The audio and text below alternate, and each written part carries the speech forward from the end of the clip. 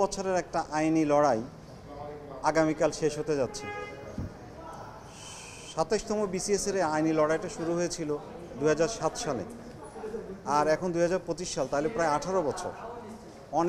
অনেক চড়াই উতরায়, অনেক আইনি লড়াইয়ের পরে আগামীকাল বাংলাদেশ সুপ্রিম কোর্ট আপিল বিভাগ এই মামলাটি রায়ের জন্য ফিক্স করেছেন। আমি পিটিশনারের লয়ার হিসাবে আনন্দিত। ফলাফল কী হবে জানি না, আমি আনন্দিত যে এই বিচারিক প্রক্রিয়া শেষ পর্যায়ে এসছে। প্রায় ১২০০ মধ্যবিত্ত, নিম্ন মধ্যবিত্ত ঘরের ছেলেরা, যারা বিভিন্ন পাবলিক বিশ্ববিদ্যালয় থেকে পড়াশোনা শেষ করে এই বিসিএস সার্ভিসের জন্য নিজেদেরকে কোয়ালিফাই করেছিল, রিকমেন্ডেড হয়েছিল, সব ফর্মালিটি শেষ করার পরে এদের চাকরি থেকে বাদ দেওয়া হয়েছিল, এবং শুধুমাত্র পলিটিক্যাল কনসিডারেশনে। তো যাই হোক, খুশির বিষয় হলো যে আপিল বিভাগ আজকে শুনানি শেষ করেছেন, এবং ইনশাআল্লাহ কালকে আমরা এটার একটা ইতিবাচক রায় পাবো বলে আমি আশাবাদী ইনশাআল্লাহ।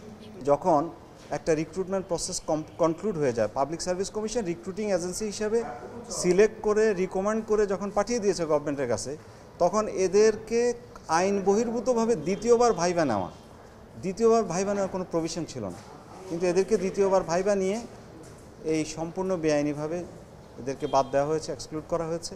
তো আমরা বলেছি যে যেহেতু এটা সার্ভিস রুলে নাই, বিসিএস রিক্রুটমেন্ট রুলসে নাই, পিএসসির যে রুলস আছে এক্সামিনেশন সেখানে নাই, এটা ছিল আমাদের ফার্স্ট গ্রাউন্ড। সেকেন্ড গ্রাউন্ড ছিল যে সেই সময় তত্ত্বাবধায়ক সরকারের যে ডিসিশনটা পিএসসি কনস্টিটিউশনাল বডি হিসাবে ইমপ্লিমেন্ট করেছিল, এইটাও বেআইনি ছিল।